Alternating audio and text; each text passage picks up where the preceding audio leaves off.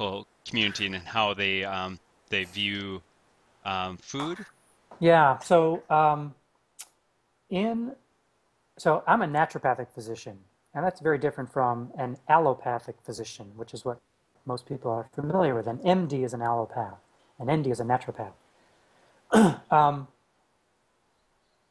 the medical or allopathic community is incredibly ignorant to the effect that food has on the body. And the sheer number of hours that an allopathic medical student gets in medical school in regards to nutrition is woefully poor. I think the average is like 12 hours. Whereas a naturopath gets thousands of hours. I mean, we really pride ourselves on the concept of food as medicine.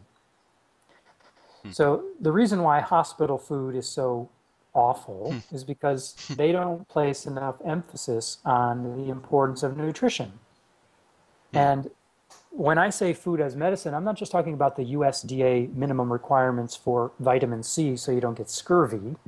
I'm talking about the optimal level of vitamin C so that your body heals faster and you create the necessary tissue products from the effects of adequate vitamin, not just adequate, but optimal vitamin C. So we utilize nutrients as medicine.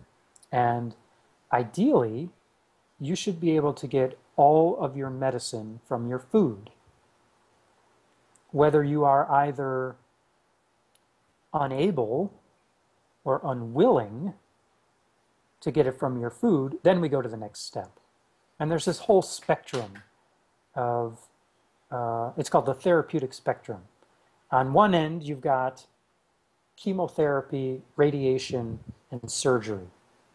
And on the other end, you've got water cure and lifestyle modification and dietary changes.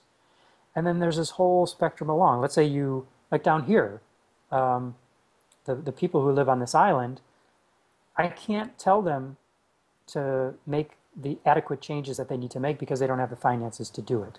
They don't have the ability to get the organic free range food that they should be eating so that they can get optimal nutrition from their food.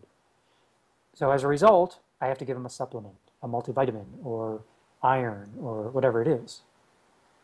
So if you can't get all of your nutrition from food, then you need to take a supplement. But let's start with the diet first.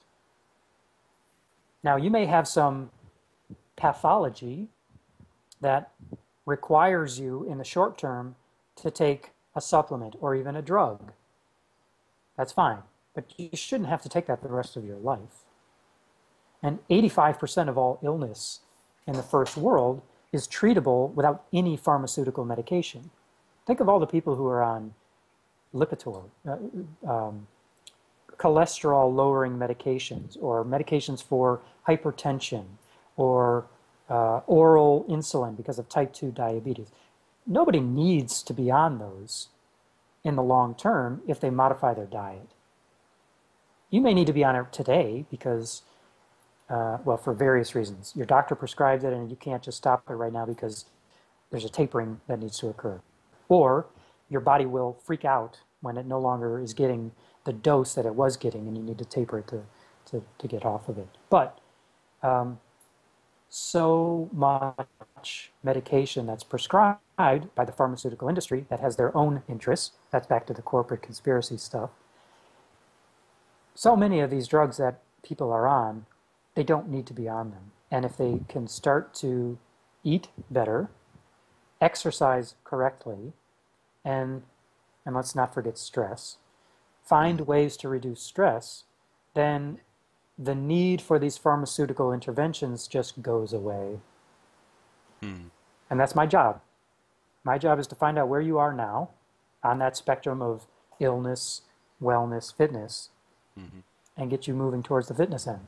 And if you're in the illness realm, because you're on 5 different medications, 2 of which are to counteract the side effects of 3 of the others you're taking, then that's a good place to start.